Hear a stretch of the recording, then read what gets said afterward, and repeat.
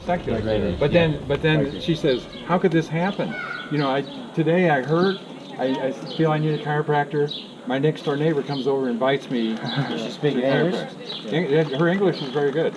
And we said, God's showing you He loves you. There you go. that is His best way of sharing right there. Yeah. Yep. Okay, the Herva Synagogue, it's humongous. Oh. Right here, I can see it from a different angle in this little box.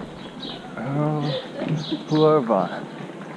Yeah, I would think everywhere. This is like the spelling of what I just said. Herva. Normally you can go in, but today is Shabbat, so we're not going to go in there. They could be doing services. If you want to take a picture of that so you remember that you came by here and you can study and read about it.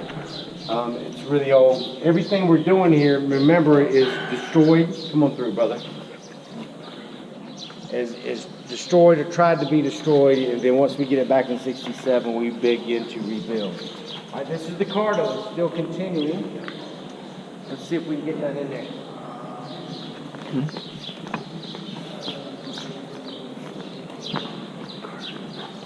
Cardo.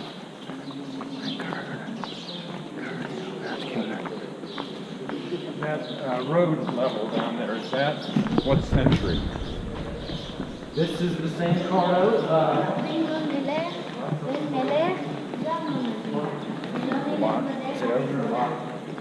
They got the whole thing wrapped up.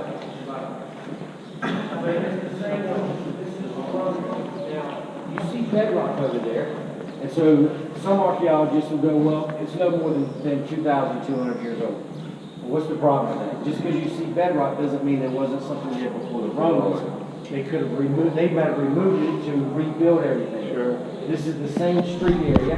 If you want to walk back to where I just left y'all to see the picture of the painting, this is what the temple looks like. So that's, some of that marble has been replaced, hasn't it?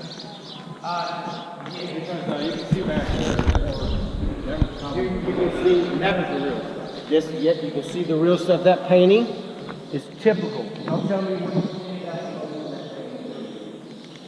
Well, nothing small. Very generic and very big. I suppose it need to be down there more. It's the color. When you think about it, the Asian silks and everything. Because, you know, what does Jerusalem produce? It doesn't produce anything. Right. It's just the crossroads of the world. Yeah. And not only that, they have to come off of the crossroads to get up here. They called it Fluid Crescent, and it went right through Jerusalem. Well, it was actually down below. It's down here by the Troon and stuff. It's another, by car today, 25 minutes. So, how many tithes are we supposed to do? How many tithes are in the Bible? One. How many tithes? Deuteronomy 14. Whenever y'all get on your phone, pull up Deuteronomy 14 because we're going to talk about it in a little while. It's really fun and cool. And we're going to go and we're going to see Deuteronomy 14, verse 22. Come on. We got lots to do.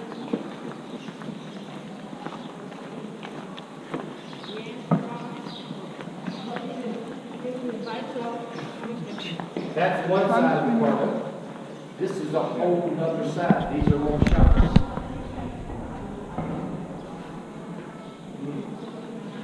The shops, the other and goes over.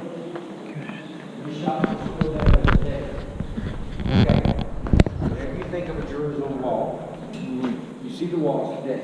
And you notice how wide the walls are. They're probably about as wide as this, maybe a little bit more. What do you see here that is different? That's a wall. What? That is a wall. Oh, and that's that. What about this? This would be a typical width of a wall, but these are little stories. You make a wall like this. What's the difference between that and this structure? Size of the stone?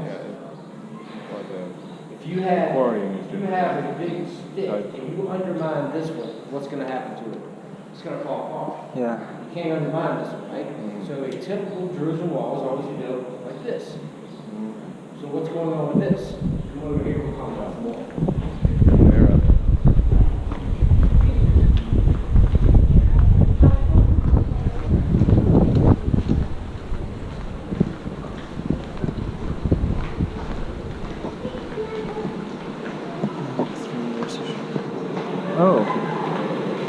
the end of 3 years, you shall bring out all of your tithe of your yield for that year. That's the first mention of it, I wonder. Yeah, and you shall store it in your towns, and so the Levites may come. Okay. That's one. Most of the time, like Herod and stuff, he didn't use cement. We're going to get up close and personal with how he did stuff. This is a continuation of that wall that we just saw back there. All right? And you can see a piece of the outside of the wall, and it's pretty sturdy. All the rocks are solid. So what happened in between these two?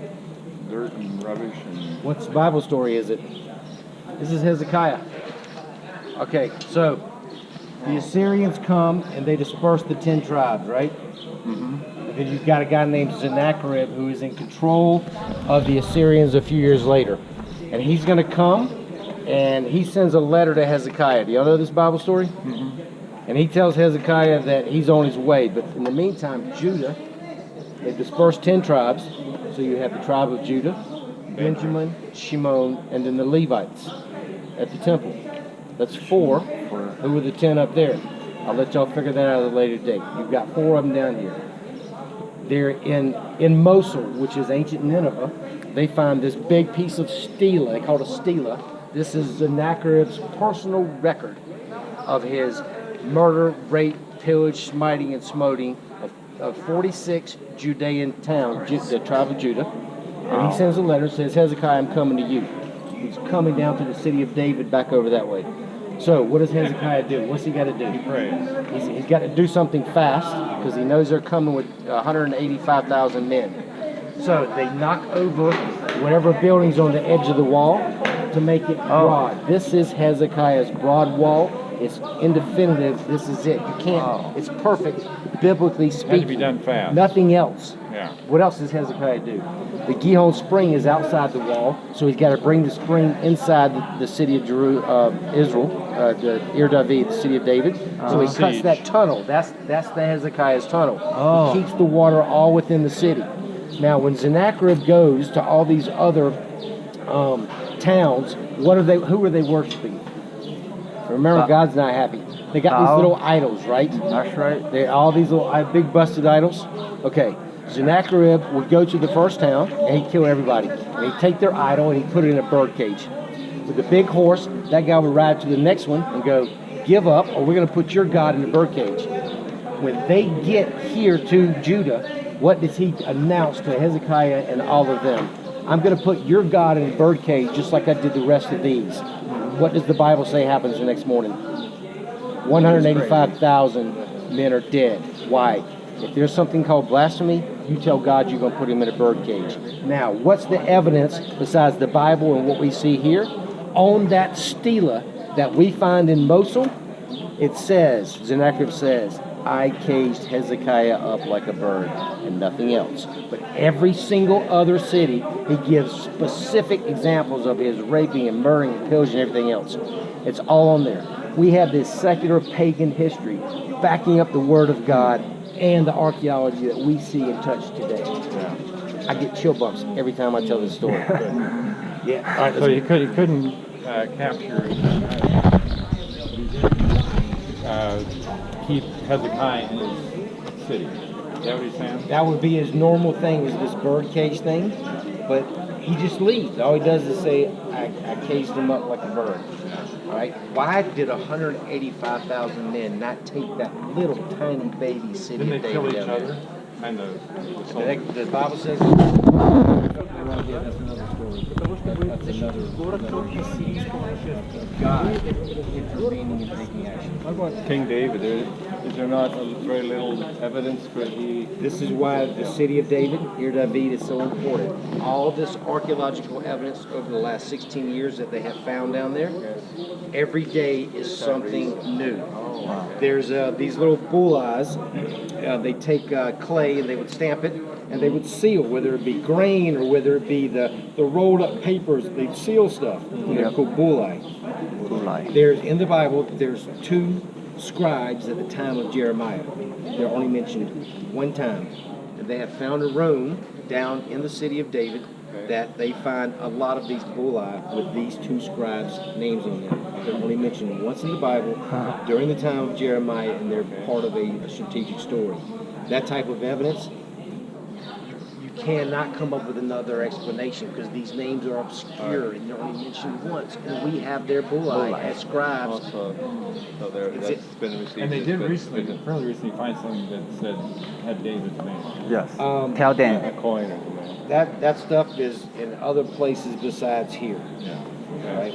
We have Tell Dan up there is what you keep mentioning that is true. The only thing here that we find is what Eliot Mazar about 16 years ago. She's reading the story of King David. I'll do that in a little while. That's another location. Yeah, you gotta go to the Babylon Museum. They have the I bullas always want to there. take pictures right here.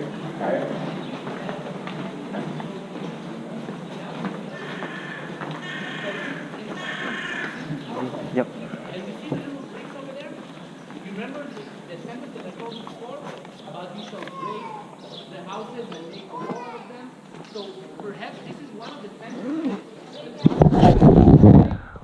that you shall make some of them. No, You shall break the house exactly the same.